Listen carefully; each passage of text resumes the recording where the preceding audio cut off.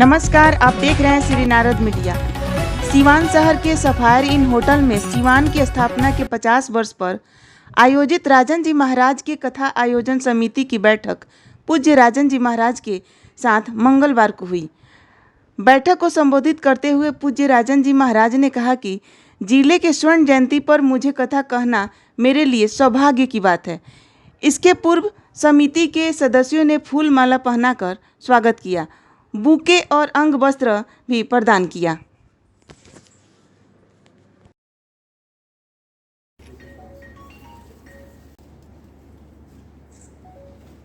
नीलाम्बुजश्यामलकोमलाङ्गं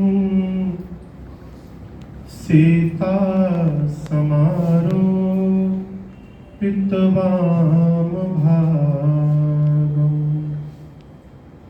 पाणौ महासायकचारुचापम्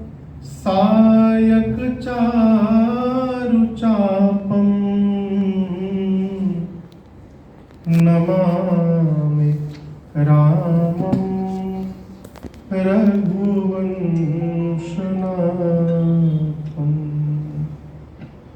बोलिए सियावर रामचंद्र भगवान की जय। इस सभागार में उपस्थित समस्त विद्वज्जन, सभी श्रेष्ठ जन को मेरा सादर जय श्री राम और सबको सादर प्रणाम। मैं संभवतः आप लोग पूर्व परिचित हूँ, लेकिन मैं आज पहली बार आप लोगों से मिला। कुछ लोग हैं जिनसे पूर्ववर्त में मिला हूँ। अभी परसों हम लोग आदरणीय इस जनपद के डीएम साहब से मिलने गए, तो वहाँ भैया ने, राजेश पांडे जी ने एक प्रश्न किया नीचे उतरने के बाद कि सिवान जनपद के इस 50 वर्ष गठन के पूर्ण होने के अवसर पर कथा होने वाली है, तो आप क्या कहना चाहते हैं? तो मेरा एक ही वाक्य था कि ये मेरे लिए परम सौभाग्य है कि जिस जनपद में हम रहते हैं उस जनपद के स्वर्ण जयंती पर मुझे कथा गाने का अवसर प्राप्त हो रहा है। ये मेरे लिए परम सौभाग्य की बात है, क्योंकि जब तक चिरकाल तक ये बात कही जाएगी कि स्वर्ण जयंती पर जो राम कथा हुई थी उस कथा को किसने गाया था, तो वहां मेरा नाम लिया जाएगा। और इस आयोजन में मुझे कथा गाने के लिए आप लोगों के मन में जो भाव और विचार आया, इसके लिए मैं जीवन पर्यंत आप सबका ऋणी रहूंगा। देखिए, घर में लोग नहीं पूछते, बाहर तो पूरी दुनिया पूछती है। पूज्य गोस्वामी तुलसीदास जी कहते हैं कि वहां नहीं रहना चाहिए अपने गांव में, क्या वहां कितनों बड़े हो जाओ, गांव वाले पुरन के नाम लेके पुकारेंगे। अरे वो है ना, राजना हो जब घूमत रहे हो जा। अपने घर में इज्जत नहीं मिलती, आदर नहीं मिलता। ये मेरा परम सौभाग्य है कि जिस जनपद का मैं हूँ उस जनपद में मुझे कथा गाने के लिए आप लोगों ने बुलाया स्वर्ण जयंती के अवसर पर। यही रघुनाथ जी की मेरे पर कृपा है। दूसरी बात, आयोजन कोई भी भव्य कैसे होता है, इसका सबसे पहला सूत्र है हमारा सोच कितना भव्य है। अभी परसों मैंने किसी से एक बात कही कि जीवन में हमेशा बड़ा सोचिए। बड़ा सोच करके व्यवहार करने जाएंगे तो कितना भी छोटा होगा तो वो बड़ा होगा। हमारे चाचा थे, वो कहते थे कि जीवन में ये सोचना चाहिए कि समुद्र कैसे लांघेंगे, गढ़ा सोचने का नहीं, कैसे पार होंगे इसका चिंतन नहीं करना चाहिए। कार्यक्रम में प्रथम दिन आप जितने लोगों को बुला सकते हैं पांडाल में, इसकी रचना बनाइए। कौन से दिन? प्रथम दिन। प्रथम दिन की श्रोता दूसरे दिन कथा में कैसे आएगी, ये काम आपका नहीं है, ये काम मेरे ठाकुर जी का है। और मेरा ये पूर्ण विश्वास है कि डे 1 में जो आएगा दूसरे दिन 10 लोगों को लेकर आएगा, खाली आने वाला नहीं, आएगा ही आएगा। ये मेरा अपना 12 वर्षों का अनुभव मैं आपको बता रहा हूं। तो जिस प्रकार से श्रोता कथाओं में आती है, मेरी पहली राम कथा है सिवान शहर में। श्रोता एक तो आती है वक्ता का नाम सुन के, दूसरा भव्यता देखकर। जब स्वरूप दिव्य होता है तो कई लोग ये देखने आते हैं भाई इतना बड़ा पंडाल बना था, क्या हो क्या अलावा। आने के बाद कथा समझ में आएगी तो रुकेंगे, नहीं समझ में आएगी तो चले जाएंगे। आप स्वरूप को जितना दिव्य कर सकते हैं स्वरूप को दिव्य करिए, प्रचार करिए। पहले दिन जो श्रोता आएगी उसके 10 गुने श्रोता होगी आखिरी दिन में, ये समझ के रखिएगा। दूसरी बात, सिवान जनपद में कथा होगी तो मान के चलिए कि बिहार, उत्तर प्रदेश, मध्य प्रदेश, पश्चिम बंगाल, छत्तीसगढ़, इतने उधर दिल्ली, इतने जगह के लोग कथा में आएंगे, आने ही आने हैं। ये मेरा अपना विश्वास है और अपनी यात्राओं का अनुभव मैं आपसे कह रहा हूँ। तो उन जितने सारे लोग आए उनकी समुचित व्यवस्था हो, रहने की, भोजन की, क्योंकि जो आएगा तो जाएगा तो जनपद का गुणगान गाएगा, आयोजक समिति का गुणगान गाएगा। वहाँ गए थे तो ऐसा आदर हुआ, सत्कार हुआ। और जो रूपरेखा दिख रही है और जो मूर्ति यहाँ मुझे दिख रही है, इसमें कोई संशय नहीं है कि दिव्य कार्यक्रम होने वाला है, अपनी भव्यता के साथ पूर्ण होने वाला है। इसके बाद और कोई कुछ कहना चाहे तो उनका स्वागत है। आज हम जिस निमित्त अभी इस दौरे में आए हैं, दोनों भैया और मेरे पूज्य पिताजी की तीसरी पुण्यतिथि इस वर्ष 2019 में 8 दिसंबर को मोक्षदा एकादशी की तिथि थी और वो सुबह सुबह अचानक बोल के चले गए। तो घर में सभी लोग थे, बस हमको छोड़ के, हम यहीं देवरिया में थे। रविवार का दिन था और मानस जी को वहां सत्य होते मैंने देखा उस घटना में। मेरे पूज्य बाबूजी, जहां से गंगा मैया का प्रादुर्भाव हुआ है, गोमुख, गंगोत्री के ऊपर गोमुख ग्लेशियर, 5 बार वहां गए, जाकर भद्र हुए, गंगा जी में स्नान किए, एकदम चिल्ड वाटर में। कहते थे कि लंगोटी डाल के गंगा जी में अब बाहर निकालिए तो छड़ी बन जाती थी, पूरा जम जाता था, पूरा टाइट। उस पानी में नहा के 5 बार जाके गंगा जल भर के कांवर में पैदल चल के 12 ज्योतिर्लिंग पे जल चढ़ाए अकेले।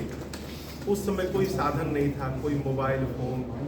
यहाँ से पोस्ट कार्ड ले जाते थे छपवा के 300-400, उस पर घर का पता लिखा रहता था, उनका फोटो रहता था। एक रूट मैप कलकत्ता में हम लोग के पास रहता था किलोमीटर वाइज, और एक रूट मैप उनके पास रहता था। नित्य सायंकाल केवल इतना लिखते थे कि अमुक स्थान पहुंच गया हूँ, सकुशल हूँ, और जो पोस्ट बॉक्स दिखता था उसमें डाल देते थे। तो कलकत्ता में नित्य एक पोस्टमैन आकर एक कार्ड देता था और घर पे ही देखते थे कि यहाँ पहुँच गए हैं, तो चार्ट में वहाँ टिक लगाया जाता था। क्यों? अगर कोई घटना घट गई तो कहाँ ढूंढा जाए? तो अंतिम लेटर जहाँ तक आया है उसके आगे ढूंढना है, क्योंकि वहाँ तक आ चुके हैं। ये प्लानिंग थी उस समय।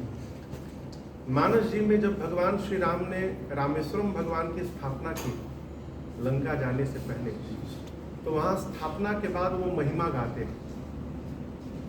कहते हैं कि जो मनुष्य रामेश्वरम जी का दर्शन कर लेगा वो मेरे धाम जाएगा। फिर कहते हैं चढ़ाएगा, भगवान शंकर उस जीव को साजुज्य मुक्ति प्रदान करेंगे। गंगा जल, ऋषिकेश में गंगा जी में और भी नदियां मिल चुकी हैं, गंगोत्री के पहले 2 नदियां मिल चुकी हैं, लेकिन गोमुख में शुद्ध गंगा जी हैं जहां से निकली हैं। और बाबूजी वहां से जब मैं 1 वर्ष का था तब जाकर गंगा जल चढ़ाए थे, और उसका परिणाम देखिए। मोक्षदा एकादशी के दिन पिताजी सुबह बोल के सबके सामने चले गए, बोल के एकदम पूरी तैयारी करके अपनी। तो ये 3रा वर्ष है बाबूजी के जाने का। तो इस उपलक्ष्य में गांव पे अपने पैतृक निवास पर रुद्र, बाबूजी शिव भक्त थे, तो रुद्र महायज्ञ रखा गया है। तिथि है 28 नवंबर से लेकर 8 दिसंबर तक। उस 11 दिन के रुद्र महायज्ञ के मध्य 9 दिन मेरे पूज्य गुरुदेव भगवान पूज्य महाराज श्री, आपको परिचित है? सब लोग परिचित, नाम बताने की आवश्यकता नहीं है। सिवान जनपद में पहली राम कथा महाराज जी की होने वाली है। कथा गाते गाते लगभग महाराज जी को 28-29 वर्ष हो गए, आज तक सिवान जिले में राम कथा नहीं हुई। तो इसी रुद्र महायज्ञ में 9 दिवसीय श्री राम कथा पूज्य महाराज श्री कृष्ण मुख से होने वाली है। और समझिए पूरे देश से नहीं बल्कि विदेश से लोग आने वाले हैं, लंदन से, मॉरिशस से, दुबई से भी उस लोग कार्यक्रम में लोग आएंगे। 11 दिन का यज्ञ है। एक तो मैं महाराज से अनुमति लेकर अपनी इस कथा का एक होल्डिंग बन जाए तो एक होल्डिंग मैं वहां लगवा दूं, क्योंकि पूरे देवरिया, सिवान, छपरा जनपद के जो भी लोग आएंगे, एक तो प्रचार का साधन वहाँ हो जाएगा, सबको कम से कम जानकारी मिल जाएगी। दूसरी मेरी प्रार्थना है, यहाँ पर जितने बुद्धिजीवी लोग हैं, हम यहाँ भले आज कथावाचक बन के बैठे हो आप लोग के सामने, थोड़ी दूरी हो गई हो, लेकिन ये व्यवस्थागत दूरी है। मैं आप सबके बहुत निकट रहने वाला जीव। हमारे पूज्य महाराज जी कहा करते हैं, बाबू जीवन में ऊंचाई पर पहुंचना बड़ी बात नहीं है, वहां पहुंचकर वहां बने रहना ये बहुत बड़ी बात है। और पूरी ऊर्जा उसी में चली जाती है, उसको मेंटेन करने में। तो मेरा अपना व्यक्तिगत मानना है कि उतना ऊंचे काहे बनल जाओ कि खतरा बनल हो। सामने वाला भले आपको बड़ा माने, अपने को छोटा मान के रहना चाहिए। तो हम आप सबके अत्यंत निकट हैं, आप सबके अनुज के रूप में हैं। क्योंकि सिवान जनपद मेरा जनपद है, तो आप सबके सहयोग के बिना वो कार्य पूर्ण होने वाला नहीं है। तो आप सबकी मानसिक और शारीरिक उपस्थिति हमको वहाँ चाहिए। जितना आपने व्यस्तम समय में से जितना भी समय मिले, 28 नवंबर से 8 दिसंबर तक वहाँ पर 28 को सुबह प्रातः बेला में जल यात्रा है, उसका भी स्वरूप बड़ा भव्य निर्माण हुआ है। लगभग 250 से 300 गाड़ियाँ रहेंगी। और जतौर से लेके गुठनी होते हुए दरौली हम लोग जाएंगे, जल भर के आएंगे। फिर उसी दिन दोपहर में मंडप प्रवेश होगा और अगले दिन से 29 तारीख से कथा प्रारंभ होगी। 4 संयोग देखिए, जिस दिन यज्ञ प्रारंभ हो रहा है उस दिन विवाह पंचमी है। जिस दिन यज्ञ पूर्ण हो रहा है वो पिताजी के जाने की डेट है 8 दिसंबर। उस दिन अगहन का पूर्णिमा है और जो तिथि है वो तिथि उसी बीच में पड़ गई है 4 दिसंबर को। मोक्षदा एकादशी 4 दिसंबर को है और दिन भी रविवार का पड़ गया है।